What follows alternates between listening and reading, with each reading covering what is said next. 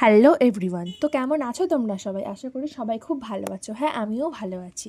তো এই বৃষ্টি বৃষ্টি ওয়েদারে আমাদের নিমন্ত্রণ পড়েছিল একটি শ্রাদ্ধ বাড়ি। তো সপরিবারে সবাই মিলে চলে গিয়েছিলাম সেখানে নিমন্ত্রণ খেতে।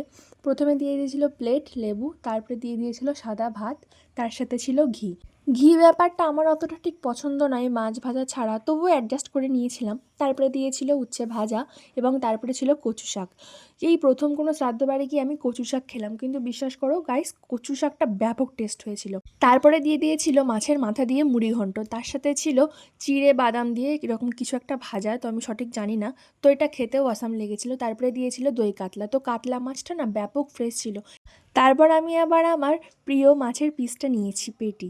তো তারপরে দিয়ে দিয়েছিল দই কাতলার গ্রেভি। তো গ্রেভি দিয়ে সুন্দর করে ভাতটা মাখিয়ে তারপরে একটু মাছ নিয়ে এটা খেতে জাস্ট অসাম লাগছিল। মা আমাকে বলছিল যে আর এক পিস মাছ নিতে, কিন্তু আমি আর নিইনি। দেন তারপরে দিয়েছিল স্যালাড ও তার সাথে ঝাল ঝাল চিকেন কষা। তো চিকেন কষাটা দেখতে যেমন টেম্পটিং লাগছে, ঠিক খেতেও ততটা টেম্পটিং, কিন্তু ঝালটা ঠিক একটু বেশি হয়ে গেছিলো বলে আমি না গ্রেভিটা অল্প নিয়েছিলাম। তো তারপরে একটু চিকেন নিয়ে গ্রেভি দিয়ে ভাত মাখিয়ে এটা খেতে জাস্ট অসাম লেগেছিলো। তারপরে দিয়ে দিয়েছিল আমাদের চাটনি আর পাঁপড়। তো আমার সত্যি কথা বলতে গেলে অনুষ্ঠান বাড়িতে গেলেই চাটনি পাঁপড়ের কম্বোটাই আমার বেশি ভালো লাগে, তাও যদি সেটা হয় আবার কাজু দিয়ে চাটনি। তারপরে আমি দুটো পাঁপড় নিয়ে নিয়েছি, তো পাঁপড় দিয়ে চাটনিটা অসাম লাগলো। তারপরে দিয়ে দিয়েছিল রসগোল্লা। তারপর হজমোলা নিয়ে সবাই মিলে বাড়ির উদ্দেশ্যে রওনা দিলাম। Thanks for watching, tata.